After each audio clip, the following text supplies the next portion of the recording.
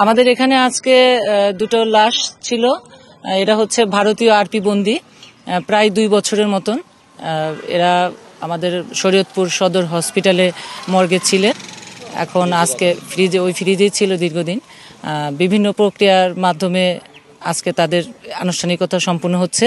অবশেষে সৎকার করা হলো দীর্ঘদিন শরীয়তপুর সদর হাসপাতালের হিমাগারে পড়ে থাকা 2 ভারতীয় নাগরিকের মরদেহ। বুধবার সকালে পৌরসভার মনোহর বাজার শ্মশানঘাটে মরদেহ দুটি সৎকার করে কারা কর্তৃপক্ষ। 2 বছরের অধিক সময় ধরে পড়ে থাকা মরদেহ দুটির রক্ষণাবেক্ষণকে সরকারকে গুনতে হয়েছে প্রায় 24 লাখ টাকা। এর আগে স্বরাষ্ট্র মন্ত্রণালয়ের স্বাস্থ্য সুরক্ষা বিভাগ ও সচিব পর্যায়ের বৈঠক শেষে মরদেহ দুটির সৎকারের সিদ্ধান্ত নেয় সরকার। শরীয়তপুর কারা কর্তৃপক্ষ জানায় 2022 সালের 18 মে ভারতীয় নাগরিক বাবুল সিং ও 8 অক্টোবর সতেন্দ্র কুমারকে পদ্মা সেতু প্রকল্প এলাকা থেকে অনুপ্রবেশের দায়ে আটক করে পুলিশ।